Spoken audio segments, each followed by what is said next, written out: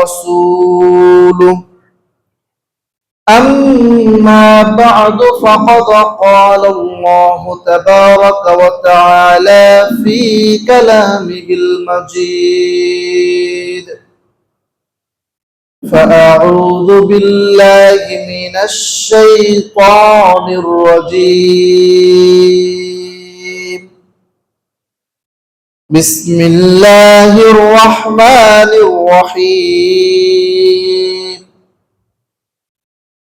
يا أيها الذين آمنوا كتب عليكم الصيام كما كتب على الذين من قبلكم لعلكم تتقون الحمد لله প্রশংসা মাত্রই একমাত্র সেই মহান রব্বুল আলামিনের জন্য নিবেদিত, যে মহান রব্বুল আলামিনের অশেষ মেহেরবানিতে দীর্ঘ 1 বছর পর আমরা আবারও রমাদানুল মুবারক মাসে উপস্থিত হওয়ার সুযোগ পেয়েছি। সেই জন্য আমরা সকলে অন্তরের অন্তঃস্থল থেকে বলি আলহামদুলিল্লাহি রাব্বিল আলামিন। দরুদ ও শান্তির দ্বারা বর্ষিত হোক আমাদের প্রিয় নবী, মানবতার মুক্তির দূত, যার আদর্শ বাস্তবায়ন করাই আমাদের জীবনের লক্ষ্য এবং উদ্দেশ্য, সেই মহামানবের উপর আমরা সকলেই বলি আল্লাহুম্মা সাল্লি আলাইহি আল্লাহুম্মা বারিক আলাইহি। সম্মানিত উপস্থিতি, আজকের এই জুমার খুতবায় আপনাদের সামনে যে বিষয় নিয়ে আলোচনা করব তা হলো সিয়াম তথা রোজা। উল্লেখিত বিষয়ে পবিত্র কোরআন এবং সুন্নাহ থেকে দলিল ভিত্তিক কিছু কথা বলার চেষ্টা করব ইনশাআল্লাহ। ওয়া মা তাওফীক ইল্লা বিল্লাহ আলাইহি তাওয়াক্কালতু ওয়া ইলাইহি উনীব। সম্মানিত উপস্থিতি, শুরুতেই আমরা সিয়ামের পরিচিতি সম্পর্কে জানবো ইনশাআল্লাহ। অভিধানে সিয়াম আরবি শব্দ, যা আমাদের সমাজে রোজা হিসেবে পরিচিত। এর সাধারণ অর্থ হলো বিরত থাকা।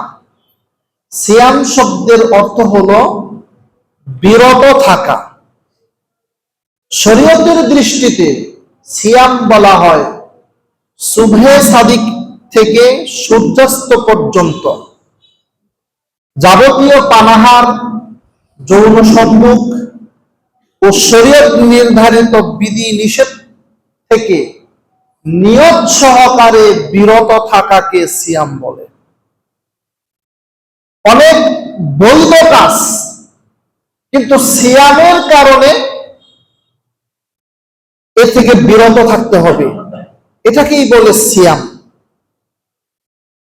আর ইসলামী শরিয়াতে ঈমান, সালাত এবং যাকাতের পরেই সিয়ামের অবস্থান। অর্থাৎ সিয়াম হলো ইসলামের 5টি রুকনের স্তম্ভের চতুর্থ স্তম্ভ, চতুর্থ রুকন। আব্দুল্লাহ ইবনে ওমর রাদিয়াল্লাহু তাআলা আনহু বলেন, বুনিয়াল ইসলাম আলা খামসিন, ইসলামের স্তম্ভ হলো, বুনিয়াদ হলো 5টি। শাহাদাতু আল্লাহ ইলাহা ইল্লাল্লাহ, অর্থাৎ ঈমান, সাক্ষ্য দেওয়া লা ইলাহা ইল্লাল্লাহ। তারপরে সালাত, সালাত আদায় করা। তারপরে যাকাত, যাকাত প্রদান করা। এরপরে তাসুম রমাদান, রমজান মাসে সিয়াম পালন করা। উল্লেখিত হাদিস থেকে আমরা বুঝতে পারি যে সিয়াম পালন করার আগেও আমাদের কিছু কর্মসূচি আছে, আরো 3টা। 1, ঈমান থাকতে হবে। 2, সালাত থাকতে হবে। 3, যাকাত থাকতে হবে। এর পরে হলো সিয়াম। মুআয ইবনে জাবাল রাদিয়াল্লাহু তাআলা আনহুকে রাসূল সাল্লাল্লাহু আলাইহি ওয়াসাল্লাম যখন ইয়ামিনে পাঠাচ্ছিলেন দ্বীনের দাওয়াত দেওয়ার জন্য, ইসলামের দাওয়াত দেওয়ার জন্য, রাসূল সাল্লাল্লাহু আলাইহি ওয়াসাল্লাম মুআয ইবনে জাবাল রাদিয়াল্লাহু তাআলা আনহুকে বললেন, হে মুআয, তুমি আহলে কিতাবদের নিকটে যাচ্ছ, ইহুদি খ্রিস্টানদের নিকটে যাচ্ছ, সুতরাং তুমি তাদেরকে সর্বপ্রথম দাওয়াত দিবে শাহাদাতু আল্লাহ ইলাহা ইল্লাল্লাহ, অর্থাৎ ঈমানের দাওয়াত দিবে, তাওহীদের দাওয়াত দিবে। ফাইন্নাহুম আতাউ, যদি তারা তোমার এই দাওয়াতকে মেনে নেয়, ঈমান গ্রহণ করে, ঈমান আনে, তাওহীদকে মেনে নেয়, তাহলে তুমি তাদেরকে দাওয়াত দিবে ইন্নাল্লাহা ইফতারাদা আলাইহিম খামসু সালাওয়াত, নিশ্চয়ই আল্লাহ তাআলা তাদের উপরে দিনে এবং রাতে 5 ওয়াক্ত সালাত ফরজ করেছেন। দেখুন, যতক্ষণ পর্যন্ত ঈমান গ্রহণ না করবে, তাওহীদ গ্রহণ না করবে, ততক্ষণ পর্যন্ত সালাতের দাওয়াত দেওয়া যাবে না। যদি তারা ঈমানকে মেনে নেয় তারপরে সালাত। রাসূল সাল্লাল্লাহু আলাইহি সাল্লাম আবার বললেন, ফাইন্নাহুম আতাউ, যদি তারা এটাও মেনে নেয়, সালাত আদায় করে, তবে তুমি তাদেরকে জানাবে, বলবে ইন্নাল্লাহা ইফতারাদা আলাইহিম সাদাকাতান, নিশ্চয়ই আল্লাহ তাআলা তাদের উপরে যাকাতকে ফরজ করেছেন। তুখাযু মিন আগনিয়াইহিম, যাকাত হলো যা ধনীদের কাছ থেকে গ্রহণ করা হয়, ওয়া তুরাদ্দু আলা ফুকারাইহিম, এবং তাদের গরীবদের মাঝে বিতরণ করা হয়। দেখুন, তাহলে সালাত যতক্ষণ পর্যন্ত কেউ আদায় না করবে ততক্ষণ পর্যন্ত যাকাত নাই। সুতরাং এই হাদিস থেকেও এটা বোঝা যায়, প্রমাণিত হয়, সিয়াম পালন করার পূর্বে ঈমান আনয়ন করতে হবে, অর্থাৎ ঈমানকে শিরক মুক্ত করতে হবে, এরপরে সালাত আদায় করতে হবে। যে ব্যক্তি সালাত আদায় করবে না, ওই ব্যক্তির সিয়ামের কোনো মূল্য আল্লাহর কাছে নেই। আনাস ইবনে মালিক রাদিয়াল্লাহু তাআলা আনহু হাদিস বর্ণনা করেছেন, আউয়ালু মা ইউহাসাবু বিহিল আবদু ইয়াউমাল কিয়ামাতিস সালাহ, কিয়ামতের ময়দানে বান্দার সর্বপ্রথম হিসাব নেওয়া হবে সালাতে। তাহলে সালাত যে ব্যক্তির নাই, ওই ব্যক্তির সিয়াম নাই। যে ব্যক্তি সালাত আদায় করবে, যে ব্যক্তি যাকাত প্রদান করবে, ওই ব্যক্তির জন্য হলো সিয়াম। কারণ ইসলাম 5টি স্তম্ভের উপরে দাঁড়িয়ে আছে, আর একটা স্তম্ভ ছাড়াও ইসলাম প্রতিষ্ঠিত থাকবে না। সুতরাং সিয়াম ইসলামের একটি গুরুত্বপূর্ণ রুকন, স্তম্ভ। সম্মানিত উপস্থিতি, সিয়ামের গুরুত্ব, ইসলামের 5টি রুকনের চতুর্থ রুকন হলো সিয়াম। প্রত্যেকটি প্রাপ্তবয়স্ক জ্ঞানবান মুসলিম নরনারীর উপর রমজান মাসের সিয়াম ফরজ করা হয়েছে। আল্লাহ রাব্বুল আলামিন বলেন, ইয়া আইয়ুহাল্লাযীনা আমানু, হে ঈমানদারেরা, হে বিশ্বাসীরা, কুতিবা আলাইকুমুস সিয়াম, তোমাদের উপরে সিয়ামকে ফরজ করা হয়েছে, কামা কুতিবা আলাল্লাযীনা মিন ক্বাবলিকুম, যেমন ভাবে তোমাদের পূর্ববর্তীদের উপরেও সিয়াম ফরজ করা হয়েছিল, লাআল্লাকুম তাত্তাকুন, যাতে তোমরা তাকওয়া অবলম্বন করতে পারো, আল্লাহ ভীতি অর্জন করতে পারো। এই জন্য সিয়ামকে তোমাদের উপরে ফরজ করে দেওয়া হয়েছে। সূরা বাকারা আয়াত নাম্বার 183। সম্মানিত উপস্থিতি, এই যে সিয়ামের মাস রমাদান মাস, এই রমজান মাসের মর্যাদা আল্লাহ রাব্বুল আলামিনের কাছে অনেক বেশি। আল্লাহ রাব্বুল আলামিন বলছেন, শাহরু রমাদানাল্লাযী উনজিলা ফীহিল কুরআন, রমজান মাস যেই মাসে নাজিল করা হয়েছে মানুষের মুক্তির জন্য, মানুষের হেদায়েতের জন্য কুরআন।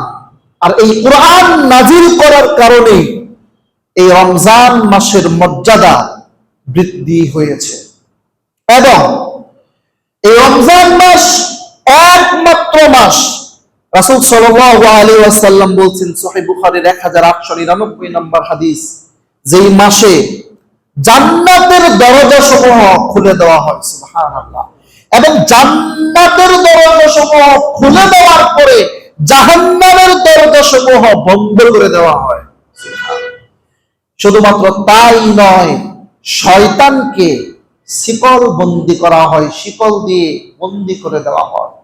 এই জন্য রমজান মাসের মর্যাদা, ফজিলত অনেক বেশি।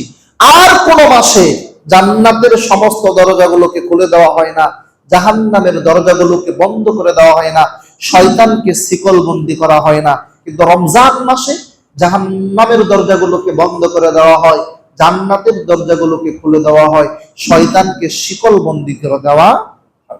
সম্মানিত উপস্থিতি, সিয়ামের অনেক ফজিলত আছে যা আমরা ইতিপূর্বে আলোচনা করেছি, তাই আজকে আমরা আর আলোচনা করতে চাচ্ছি না। তো সিয়ামের জন্য কিছু শর্ত আছে। 1 নাম্বার শর্ত, সেটা কি? নিয়ত। এখন এই নিয়ত নিয়ে আমাদের সমাজে আবার একটা বিশৃঙ্খলা আছে। আমরা কেউ কেউ সিয়ামের নিয়ত বানিয়ে নিয়েছি, নাওয়াইতু আন আসুম্মা গাদান ইত্যাদি। এই যে বানানো যতগুলো নিয়ত আছে, এই নিয়তগুলোর কোনো ভিত্তি পবিত্র কোরআন এবং সুন্নাহর মধ্যে নেই। বরং নিয়ত হলো আপনি যখন বাড়ি থেকে বের হয়েছেন, মনের মধ্যে অটোমেটিকলি সেট করে নিয়েছেন যে আমি আজকে কোন মসজিদে সালাত আদায় করব। একটা নিয়ত আপনার মনের মধ্যে অটোমেটিকলি হয়েছে না? এটাই হলো নিয়ত। সুতরাং নিয়ত করতে হবে, পড়া যাবে না। নিয়ত করা ফরজ, পড়া বিধান। মুখে উচ্চারণ করা যাবে না, কিন্তু অন্তরের মধ্যে নিয়ত থাকতে হবে। নিয়ত শুধুমাত্র সিয়ামের থাকতেই হবে না, বরং রাসূল সাল্লাল্লাহু আলাইহি ওয়াসাল্লাম বলছেন, যে ব্যক্তি সিয়ামের নিয়ত ফজরের পূর্বে করেনি, ওই ব্যক্তির সিয়ামই হয়নি। আবু দাউদ হাদিস নাম্বার 2454। সুতরাং নিয়ত করাটা জরুরি। আর বুখারীর 1 নম্বর হাদিস, ওমর ইবনুল খাত্তাব রাদিয়াল্লাহু তাআলা আনহু হাদিস বর্ণনা করেছেন, রাসূল সাল্লাল্লাহু আলাইহি ওয়াসাল্লাম বলেছেন, ইন্নামাল আমালু বিন্নিয়াহ, প্রত্যেকটা আমল নিয়তের উপরে নির্ভরশীল। আপনি আল্লাহ সন্তুষ্টির জন্য সিয়াম রাখছেন, নাকি বাড়ির মানুষে কি বলবে এই জন্য সিয়াম রাখছেন, এটা আপনার নিয়তের উপরে নির্ভর করে। সুতরাং মাসের শুরুতেই একেবারে নিয়ত করে নেবেন যে ইনশাআল্লাহ সারা মাস সবগুলো সিয়াম আমরা পালন করব। এটা মনে মনে একেবারে করে নেবেন। মুখে উচ্চারণ করে নিয়ত করে বিদাত করার চেষ্টা করবেন না। এই মুখে উচ্চারণ করে নিয়ত করার কোনো দলিল পবিত্র কোরআন এবং সুন্নাহর মধ্যে নেই। নিয়ত হয়ে গেল, এখন প্রয়োজন কি? সাহরি।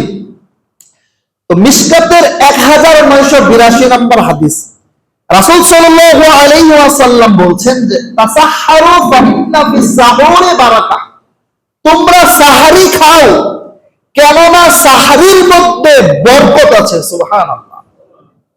অনেকেই মনে করে যে সাহারি না খেয়ে যদি সিয়াম পালন করি কষ্ট বেশি হবে, নেকি মনে হয় বেশি পাওয়া যাবে। কিন্তু রাসূল সাল্লাল্লাহু আলাইহি ওয়াসাল্লাম বলছেন যে তাসাহহারু ফাইন্না ফিস সাহুরি বারাকা, যে না খেয়ে নয়, তোমরা সিয়াম পালন করো সাহারি খেয়ে, কেননা সাহারির মধ্যে বরকত আছে।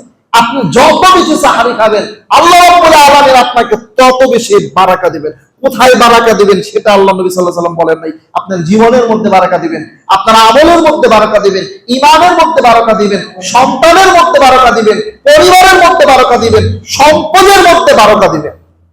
এজন্য বেশি বেশি সাহারি খাওয়ার চেষ্টা করবেন। আরেকটা কথা, একটা দুটা হলেও খেজুর খাওয়ার চেষ্টা করবেন সাহারিতে, কারণ রাসূল সাল্লাল্লাহু আলাইহি সাল্লাম সাহারিতে খেজুর খেতেন। এবং আমি আমার বাস্তব জীবনে একটা কথা বলি, যে আমি আগে অনেক চিকন ছিলাম। আমি একবার 2016 সালে ইতিকাফ করি ঢাকার আল আমিন জামে মসজিদে। তো সেখানে গোটা 10 দিন আমি শুধুমাত্র খেজুর খেয়ে সাহারিতে খেজুর খেয়ে গেছি, এবং তখন থেকে আমার স্বাস্থ্য বেড়ে গিয়েছে। তো আল্লাহ রাব্বুল আলামিন স্বাস্থ্যের মধ্যে বারাকা দিয়েছেন। তো একটা দুটো হলেও খেজুর খাওয়ার চেষ্টা করবেন সাহারিতে, দেখবেন সারাদিন আপনার শরীরটা অনেক বেশি শক্তি পাবেন। এবং তার থেকে বড় কথা হলো যে এটা রাসূল সাল্লাল্লাহু আলাইহি ওয়াসাল্লামের সুন্নাহ। তো যে কোনো মূল্যে হোক সাহারি খাওয়ার চেষ্টা করতে হবে। রাসূল সাল্লাল্লাহু আলাইহি ওয়াসাল্লাম বলছেন যে ইহুদি খ্রিস্টানদের সিয়াম আর আমাদের সিয়ামের মধ্যে পার্থক্য হলো তারা সাহারি খায় না আর আমরা সাহারি খাই, এতটুকুই হলো পার্থক্য। যে ইহুদি খ্রিস্টানরা সিয়াম রাখে, তারা সাহারি খায় না, আর আমরা সিয়াম রাখি সাহারি খাই। আরেকটা বিষয়, আরেকটা পার্থক্য, সেটা কি?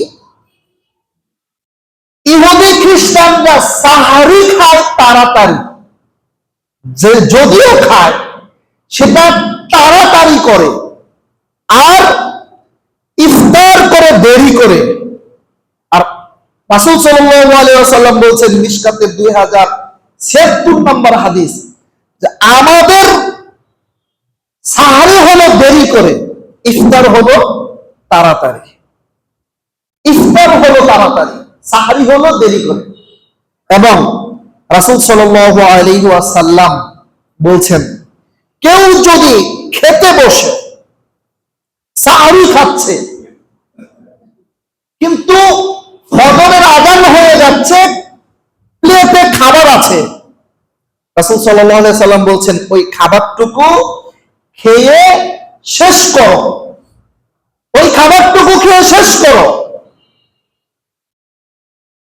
এবং তৃপ্তি সহকারে খাও, তোমার খাবারটা খেয়ে শেষ করো। রাসূল সাল্লাল্লাহু আলাইহি ওয়াসাল্লাম এই কথা বলছেন। এবং রাসূল সাল্লাল্লাহু আলাইহি ওয়াসাল্লাম এটাও বলছেন বুখারীর 1931 নম্বর হাদিস, কারো যদি গোসল ফরজ থাকে এরপরেও তোমরা সাহারি খাবে, গোসল পরে করবে, আগে সাহারি খেয়ে নেবে, খেয়ে শেষ করো। কিন্তু গতকালকেই সাহারির সময় শুনলাম মাইকে বলা হচ্ছে মসজিদে যে সাহারির সময় শেষ হয়ে গিয়েছে, যদিও তখনও সাহারির সময় শেষ হয় নাই। সাহারির সময় শেষ হয়ে গেছে, আপনারা যে যে অবস্থায় আছেন আপনারা সাহারি খাওয়া বন্ধ করেন। আউযুবিল্লাহ বলবেন না। আল্লাহ নবী বললেন যে সাহারি সময় শেষ হয়ে গেছে, প্লেটে খাবার আছে, তোমরা খেয়ে শেষ করো। আর মসজিদের মাইকে হুজুর বলছে, যদিও তখনও আরো 4-5 মিনিট আছে, সতর্কতামূলক 5 মিনিট আগে বলছে যে আর কেউ খাবেন না, একটা খাবারও খাবেন না, সময় শেষ হয়ে গিয়েছে। মাইকে বলা হচ্ছে মসজিদে। এই জন্য আব্দুর রাজ্জাক বিন ইউসুফ অনেক কঠিন করে বলে যে ধর্ম কি তোমার বাবার নাকি? তো এই যে যারা এই কাজ করে বেড়াচ্ছে, তারা সত্যি সত্যি ধর্মকে তার বাবার মনে করে বেড়াচ্ছে। সম্মানিত উপস্থিতি, এরপরে একটা বিষয়, সেটা হলো রাসূল সাল্লাল্লাহু আলাইহি ওয়াসাল্লামের হাদিস। তিনি বলেছেন ইদা আযানাল বিলাল ফাকুলু ওয়াশরাবু, যখন বিলাল আযান দেয় তোমরা খাও এবং পান করো, অর্থাৎ সাহারি খাও এবং পান করো যখন বিলাল আযান দেয়। এরপরে বলছেন যে যখন অন্ধ সাহাবী আব্দুল্লাহ ইবনে মাকতুম আযান দেয় তখন তোমরা খাবার দাবার বন্ধ করো, কেননা তিনি অন্ধ। যতক্ষণ পর্যন্ত তাকে বলা না হতো যে ফর্সা হয়ে গেল আযান দাও, ততক্ষণ পর্যন্ত তিনি আযান দিতেন না। বুখারীর 621 নম্বর হাদিস।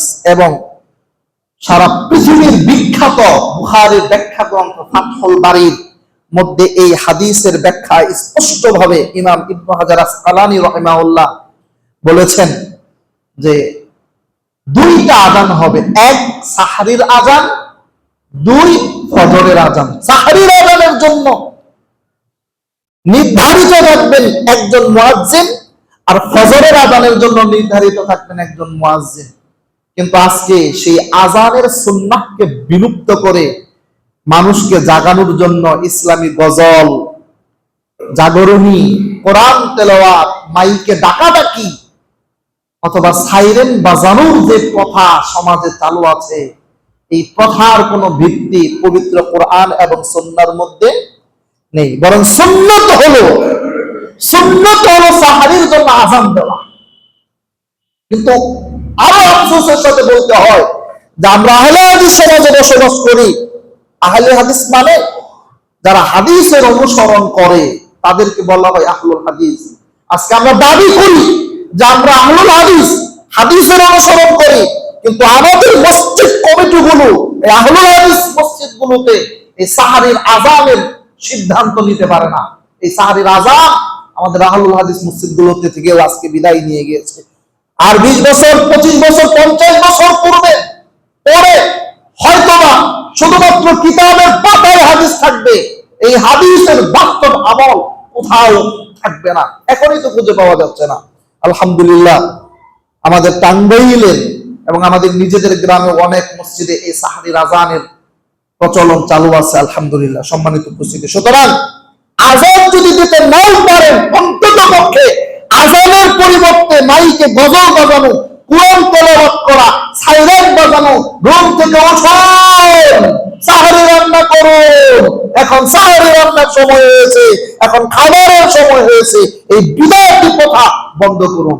ডাকাডাকি করলে কোনো সমস্যা হয় না, মাইকে গজল বাজাইলে কোনো সমস্যা হয় না, সাইরেন বাজাইলে কোনো সমস্যা হয় না। শুধুমাত্র সুন্নাহ আযান দিলেই যত সমস্যা হয়ে দাঁড়ায়। সম্মানিত উপস্থিতি, এরপর ইফতার। রাসূল সাল্লাল্লাহু আলাইহি ওয়াসাল্লাম বলছেন, বুখারীর 5376 নম্বর হাদিস, ইফতারের সময় একটা দোয়া আমাদের সমাজে প্রচলিত আছে না? আল্লাহুম্মা লাকা সুমতু আলা রিজকিকা আফতারতু। আবু দাউদের 2358 নম্বর হাদিস। এই হাদিসটি আমলযোগ্য নয়, বরং বুখারীর 5376 নম্বর হাদিস। রাসূল সাল্লাল্লাহু আলাইহি সাল্লামের ইফতারের শুরুতে বিসমিল্লাহ বলতেন এবং বলছেন যে তোমরা ইফতারের শুরুতে বিসমিল্লাহ বলে ইফতার করবে। সুতরাং বিসমিল্লাহর বাইরে আপনি যখন কোন দোয়া লাগাবেন তখন আপনার ইফতারের মধ্যে ভেজাল ঢুকে যাবে। ধর্মকে হুজুর দিয়ে মানার চেষ্টা করবেন না। আপনি শিক্ষিত মানুষ, আপনি পড়াশোনা করতে পারেন, আপনার অসংখ্য টাকা আল্লাহ রাব্বুল আলামিন দিয়েছেন। যে ব্যক্তি ইনকাম করে না, কম করে, তার মান্থলি ইনকাম আছে 20,000 টাকা, আপনি বাংলা বাজারে যান, যে এক সেট বুখারী কিনে নিয়ে আসুন, আপনি হাদিসগুলো খুলে দেখুন, মুসলিম কিনে নিয়ে আসুন, খুলে দেখুন রাসূল সাল্লাল্লাহু আলাইহি ওয়াসাল্লাম ইফতারের সময় কি করতে বলেছেন। তিনি বিসমিল্লাহ বলে ইফতার করতে বলেছেন। কোথা থেকে আপনি জোগাড় করে নিয়ে আসলেন আল্লাহুম্মা লাকা সুমতু আলা রিজকিকা আফতারতু? কোথা থেকে আপনি যুক্ত করে দিলেন? এই অধিকার আপনাকে কে দিল? এই অধিকার ইসলাম আপনাকে দেয় নাই, আপনি কেন এটা যুক্ত করলেন? আপনি জমির দলিল বুঝেন, ইসলামের দলিল কেন আপনি মানতে চান না, বুঝতে চান না? এরপরে ইফতারের সময় 2-4-5 মিনিট অপেক্ষা করে ইফতার করে। রাসূল সাল্লাল্লাহু আলাইহি সাল্লাম বলেছেন, আমার উম্মত ততদিন পর্যন্ত কল্যাণের মধ্যে থাকবে যতদিন পর্যন্ত আমার উম্মত তাড়াতাড়ি ইফতার করবে। আজকে গুগল থেকে আপনি নামাজের সময় নিতে পারেন। আপনি কেন গুগলকে বিশ্বাস করতে পারেন না যে সূর্য কখন ডুবে যাচ্ছে? কেন আপনি ইসলামিক ফাউন্ডেশনকে বিশ্বাস করতে পারেন না? কেন আপনাকে 2-4-5 মিনিট অপেক্ষা করে ইফতার করার অনুমতি আপনাকে কে দিল? আল্লাহর নবী বলেছেন যে আমার উম্মত ততদিন পর্যন্ত কল্যাণের মধ্যে থাকবে যতদিন পর্যন্ত তারা তাড়াতাড়ি ইফতার করবে। আপনাকে দেরি করে ইফতার করার অনুমতি কে দিয়েছে? কোন হুজুর দিয়েছে? ওই হুজুরকে কে ক্ষমতা দিল রাসূল সাল্লাল্লাহু আলাইহি ওয়াসাল্লামের হাদিসের বাইরে কথা বলার? এই জন্য সূর্য যখন অস্ত যায়, সূর্য অস্ত যাওয়ার সাথে সাথে আপনাকে ইফতার করতে হবে। দেরি করার কোনো সুযোগ নেই। এটা মুসলমানের বৈশিষ্ট্য না, এটা ইহুদিদের বৈশিষ্ট্য। ইহুদিরা সন্ধ্যা হওয়ার পর ইফতার করত। সময় হয়ে গিয়েছে, আপনার মোবাইলে বিভিন্ন অ্যাপস আছে, আপনি টুডে সানসেট লিখে আপনি সার্চ করুন, আপনি দেখতে পাবেন আপনি যেই জায়গাতে দাঁড়িয়ে আছেন ওই জায়গাতে কখন সূর্য ডুবে যাচ্ছে। বাহ, কি চমৎকার সিস্টেম হুজুর দাঁড় করিয়ে দিয়েছে। সূর্য দাঁড়ার সময়, ডোবার সময় এটা, ইফতারের সময় এটা, আলাদা আলাদা সময় আল্লাহ নবী নির্ধারণ করেন নাই। আল্লাহ নবী বলেছেন সূর্য অস্তের সাথে সাথে ইফতার করতে হবে। কে আপনাকে দেরি করার, কে আপনাকে 2-4-5 মিনিট সতর্কতামূলক যুক্ত করার অনুমতি আপনাকে কে দিল? এই অনুমতি তো আল্লাহ নবী দেননি, আল্লাহ দেননি। আপনি কোথায় এই অনুমতি পেলেন? শুধুমাত্র নিজের সিয়ামই তো নষ্ট করে বেড়াচ্ছেন না, গোটা জাতির সিয়ামকে আপনি নষ্ট করে দিচ্ছেন। কে আপনাকে অধিকার দিল জাতির সিয়াম নষ্ট করার? সম্মানিত উপস্থিতি, এই জন্য তাড়াতাড়ি ইফতার করতে হবে। এরপরে আমাদের কিছু কর্মসূচি আছে, সেগুলো কি? রমজান মাস কেন্দ্রিক। রাসূল সাল্লাল্লাহু আলাইহি ওয়াসাল্লাম বলেছেন, মান কামা রমাদান ঈমানান ওয়া ইহতিসাবান গুফিরা লাহু মা তাকাদ্দামা মিন যামবিক। যেই ব্যক্তি রমজান মাসে কিয়ামুল লাইল, রাতের নামাজ আদায় করলো, যেটাকে আমরা তারাবি বলে চিনি, সওয়াবের আশায় ঈমানের সাথে, রাসূল সাল্লাল্লাহু আলাইহি ওয়াসাল্লাম বলেছেন তার পিছনের গুনাহগুলোকে মাফ করে দেওয়া হবে। সুবহানাল্লাহ। পূর্ববর্তী গুনাহসমূহ মাফ করে দেওয়া হবে। যে ব্যক্তি তারাবি পড়লো, অর্থাৎ রাতের বেলায় কিয়ামুল লাইল সালাত আদায় করলো। এখন বিতর্ক শুরু হয়ে গেল যে তারাবি 8 রাকাত না 20 রাকাত। আমি আপনাকে বলতে যাচ্ছি, আমি 8 রাকাতেও বলবো না, আমি আপনাকে 20 রাকাতের কথাও বলবো না। আমি আপনাকে বলবো বাংলাদেশের তারাবির নামে যে প্রতারণা করা হচ্ছে, এই প্রতারণা বন্ধ করুন। আল্লাহ নবী সাল্লাল্লাহু আলাইহি সাল্লামের স্ত্রী হাদিস বর্ণনা করছেন যে তিনি এমন ভাবে দাঁড়াতেন, মনে হতো না যে তিনি আবার রুকুতে যাবেন। তিনি আবার যখন রুকু থেকে উঠতেন, আমরা মনে করতাম তিনি হয়তো সিজদাতে যাওয়ার কথা বলে গিয়েছেন। আবার তিনি যখন সিজদাতে গেতেন, আমরা মনে করতাম তিনি হয়তো ভুলে গিয়েছেন যে সিজদা থেকে উঠতে হবে। আমি রাকাত সংখ্যার কথা বলবো না, আমি বলবো আপনার নামাজের কোয়ালিটির কথা। আপনি যদি নামাজের কোয়ালিটি পূরণ করে 2 রাকাত পড়তে পারেন, 2 রাকাতই পড়েন। আপনি যদি কোয়ালিটি পূরণ করে 40 রাকাত পড়তে পারেন, আপনি 40 রাকাত পড়েন। আপনি 20 রাকাতের কোয়ালিটি লাগিয়ে দিয়ে ইমাম সাহেব কি পড়ছে, মুসল্লি কি পড়ছে, আমি নিজের চোখে দেখেছি। তারাবি পড়তে গিয়ে এত স্পিড দাঁড়িয়ে আছে, রমজান মাসে রাজশাহীতে যাব, রাবনা বাইপাসে টাঙ্গাইলে তারাবি পড়তে গিয়ে এই হাঁটু ফেটে গিয়েছে, কত স্পিডে রুকুতে যাচ্ছে। এই তারাবির নামে ভণ্ডামি বন্ধ করুন। আল্লাহ নবী সাল্লাল্লাহু আলাইহি ওয়াসাল্লাম বলেছেন সালাতুল লাইলি মাতনা মাতনা, রাতের নামাজগুলো হলো 2 রাকাত 2 রাকাত 2 রাকাত। কোয়ালিটি পূরণ করে আপনি যদি 4 রাকাত পড়তে পারেন, 8 রাকাত পড়তে পারেন, আপনি 8 রাকাত পড়ুন। আপনি যদি 20 রাকাত পড়তে পারেন, আপনি 20 রাকাত পড়ুন। আপনি যদি 40 রাকাত পড়তে পারেন, আপনি 40 রাকাত পড়ুন। কে আপনাকে নামাজের নামে ভণ্ডামি করতে বলেছে? আলহামদুলিল্লাহ রাব্বিল আলামিন, আল্লাহু আকবার। আমি গত 3 বছর 4 বছর যাবত তারাবি নামাজ পড়াই না, যদিও আমি একজন হাফেজ। কেন? কারণ তারাবি নামাজ নিয়ন্ত্রণ করে সমাজের সবচাইতে মূর্খ ব্যক্তিরা, বিড়ি খায়, প্রস্রাব করে পানি নেয় না, এরা তারাবি ইমাম সাহেবকে বলে যে হুজুর তাড়াতাড়ি পড়ান। তারাবি শব্দের অর্থ কি জানেন? কে জানেন তারাবি শব্দের অর্থ? তারওয়িহাতুন, বিশ্রাম নিয়ে নিয়ে যেই নামাজ পড়া হয় ওই নামাজকে বলে তারাবি।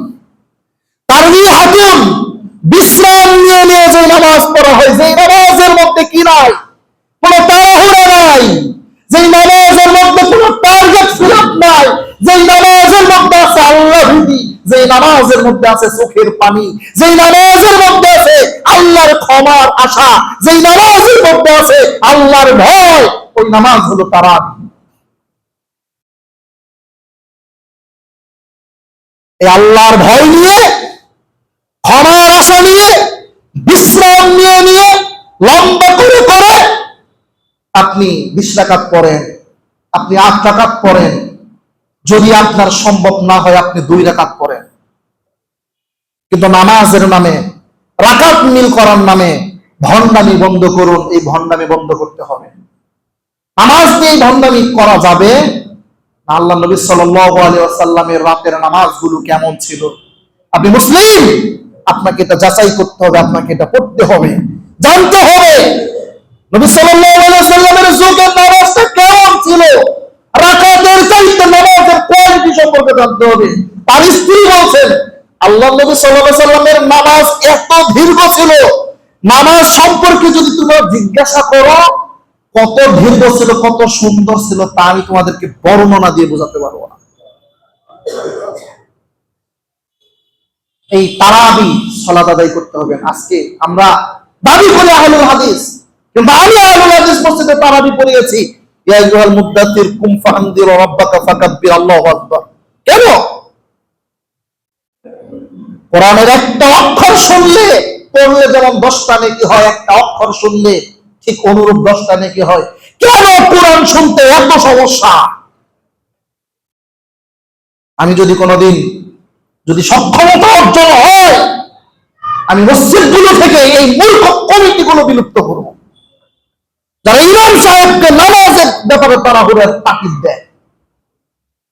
সম্মানিত উপস্থিতি, বলার অনেক কিছুই ছিল, সময় স্বল্পতার কারণে বলা যাচ্ছে না। 2 নাম্বার কর্মসূচি, রমজান মাস কেন্দ্রিক কি করতে হবে? কোরআন নাজিলের মাস, কোরআন পড়তে হবে। কোরআন নাজিলের মাস, কোরআন পড়তে হবে, কোরআনের সাথে সম্পর্ক করতে হবে। মনে রাখবেন, আপনি যদি দুনিয়াতে কোরআন না পড়েন, কোরআন যদি আপনি না শিখেন, পরকালে আপনি আল্লাহর কাছে মুক্তি পাবেন না শুধুমাত্র নামাজ রোজা দিয়ে। নামাজ রোজা হজ যাকাত দিয়ে আপনি যতই মুক্তি পাওয়ার চেষ্টা করেন, আপনি আল্লাহর কাছে মুক্তি পাবেন না। কারণ যে কোরআন নাজিল করা হয়েছে আমাদের মুক্তির জন্য না, ওই কোরআনের সর্বপ্রথম আদেশ কি জানেন?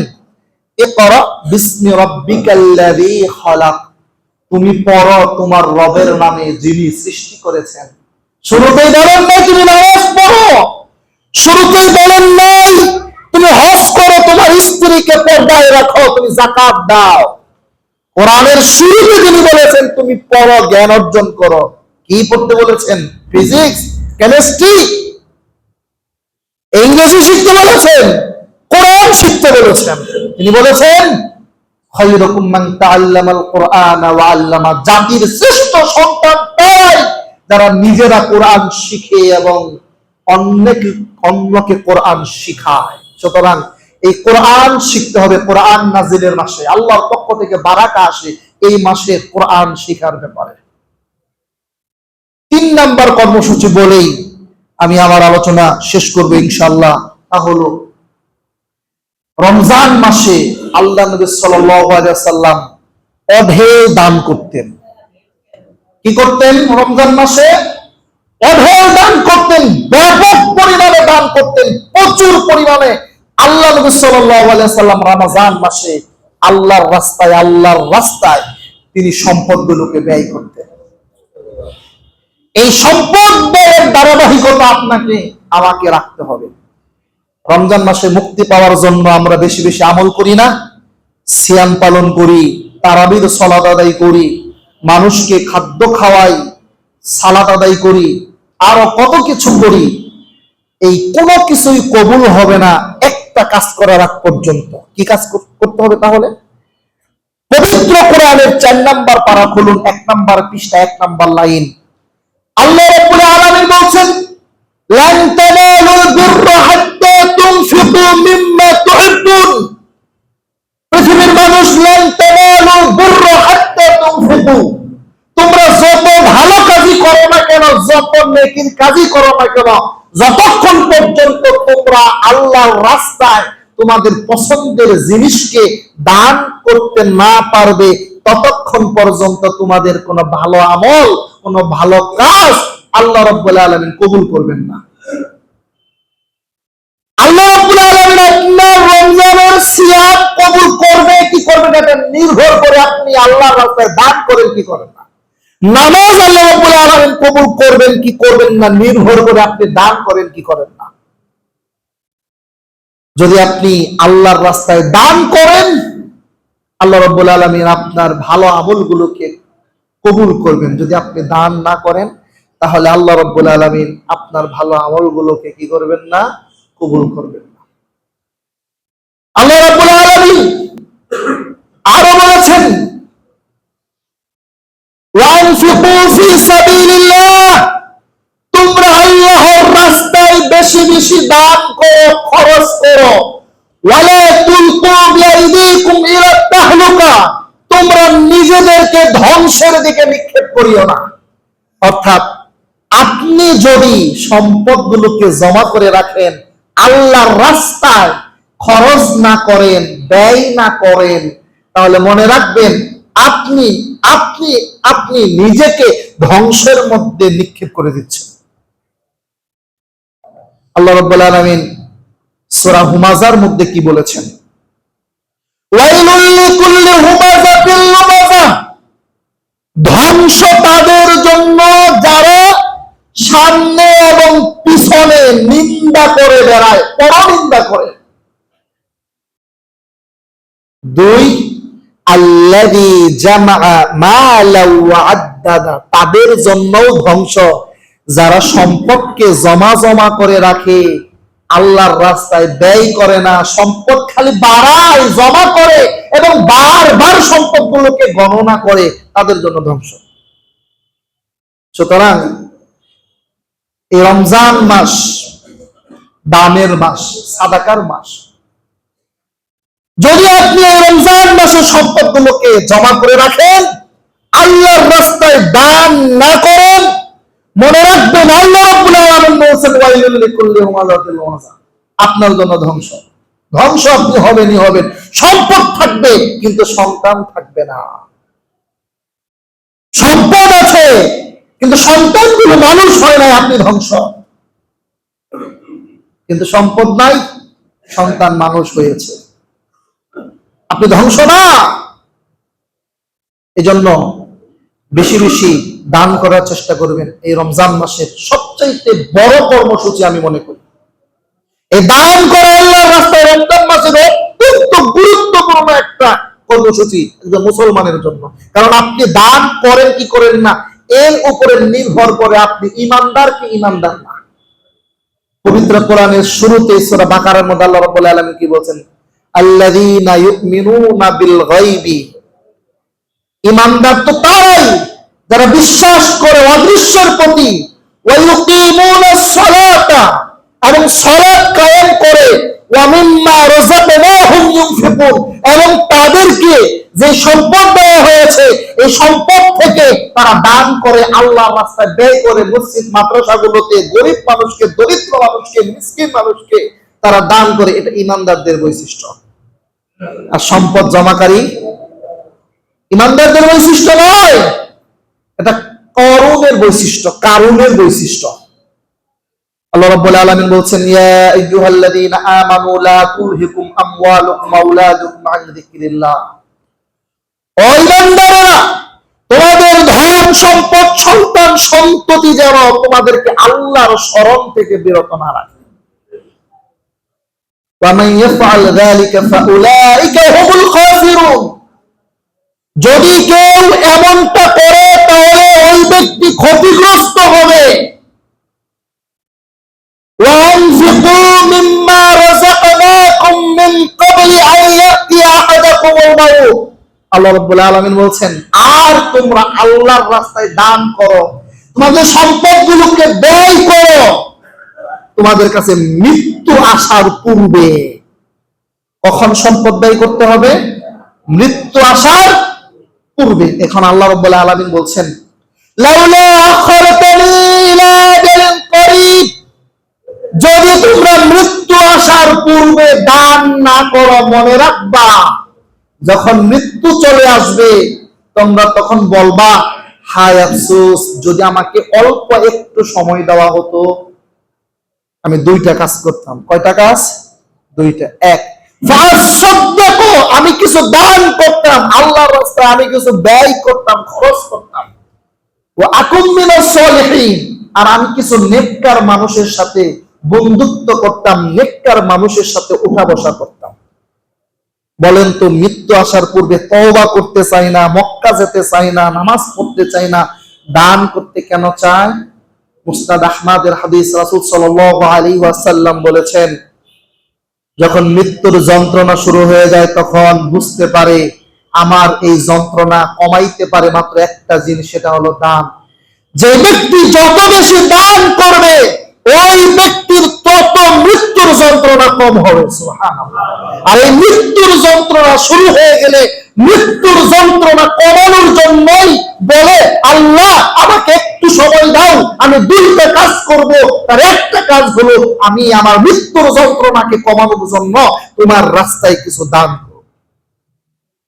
সুতরাং এই রমজান মাস দান করার একটা সুবর্ণ সুযোগ। রমজান মাসে দান করে বেশি বেশি নেকি নেওয়ার একটা সুযোগ। সুতরাং এই রমজান মাসকে কাজে লাগাতে হবে। যে মসজিদে আপনারা সালাত আদায় করছেন, এই মসজিদ ঋণগ্রস্ত আছে, কার্পেট কেনা হয়েছে ঋণ করে, এরপরে উপরের কাজগুলো অসমাপ্ত আছে। আপনারা যদি দানের হাতকে রমজান মাসে প্রসারিত করেন, দুইটা লাভ, এক দিক দিয়ে সাদাকায়ে জারিয়া, কিয়ামত পর্যন্ত এর নেকি আপনি কবরে শুয়ে শুয়ে পেতে থাকবেন। দুই, আপনি এখন দান করবেন 1 টাকা, নেকি পাবেন কয় টাকার জানেন? নেকি পাবেন 70 টাকা। দান করবেন 1 টাকা, রমজান মাস নেকি পাবেন 70 টাকা। তাহলে এখনই সবচেয়ে উত্তম সময় না? দান করবেন 1000 টাকা, নেকি পাবেন 70,000 টাকা। 70,000 টাকা আমার মতো হুজুরকে যখন ওয়াজ করবে হাতে দিবেন, তখন তো আমি দাঁড়িয়ে বলবো লিল্লাহে তাকবীর, দিব না? 70,000 টাকা কত গর্বের সাথে বলবো। কিন্তু আপনি এটা পাচ্ছেন, এখন আপনি এটা পাচ্ছেন 1,000 টাকা দান করে। সুতরাং আপনাদের প্রত্যেকের প্রতি উদাত্ত আহ্বান, শুধুমাত্র এই মসজিদ কেন্দ্রিক না, দান এই মসজিদেও করবেন, আপনি আপনার প্রতিবেশীকে করবেন, দুস্থ দরিদ্র যারা আছে তাদেরকেও আপনি দান করবেন। এই রমজান মাসের আপনার সবচাইতে গুরুত্বপূর্ণ একটা কর্মসূচি থাকবে, অঢেল ভাবে দান করবেন। পকেটে টাকা আছে মানে দান করবেন, যেন মানুষের জন্য টাকা পকেটে রেখে দিয়েছেন, চাবে আর দিবেন। মসজিদ মাদ্রাসার জন্য আপনি পকেটে টাকা রেখে দিয়েছেন, চাইবে আর আপনি দিবেন, এটাই যেন আপনার দায়িত্ব। আল্লাহ রাব্বুল আলামিন আমাদের সকলকে এই রমজান মাসের সিয়ামকে সুন্দরভাবে পালন করার তৌফিক দান করুন, আমিন। এই রমাদানকে কেন্দ্র করে আল্লাহ রাব্বুল আলামিন কোরআন নাজিলের মাসকে কেন্দ্র করে আমাদের সবাইকে কোরআন শিখার তৌফিক দান করুন, আমিন। আল্লাহ রাব্বুল আলামিন আমাদের প্রত্যেকের সাহরি, ইফতার, সিয়াম, কিয়ামুল লাইল, দান, সাদাকাকে কবুল করে নিন, আমিন। আল্লাহ রাব্বুল আলামিন এই রমজান মাসে আমাদেরকে পরিশুদ্ধ হওয়ার তৌফিক দান করুন, আমিন। আল্লাহ রাব্বুল আলামিন আমাদের মধ্যে যারা ঋণগ্রস্ত আছে তাদেরকে হালাল উপার্জন দ্বারা ঋণ পরিশোধ করার তৌফিক দান করুন, আমিন। আল্লাহ রাব্বুল আলামিন আমাদের মধ্যে যারা অসুস্থ তাদেরকে সুস্থতা দান করুন, আমিন। আল্লাহ রাব্বুল আলামিন আমাদের প্রত্যেকের উপরে রহমত বরকত নাজিল করুন, আমিন। বারাকাল্লাহু লানা ওয়া লাকুম ফিল কুরআনিল আযীম ওয়া নাফা'নাকুম বিল আয়াতি ওয়া যিকরিল হাকীম ফা ইন্নাহু তাআলা জাওয়াদুন কারীম মালিকুম বাররুর রাউফুর রহিম।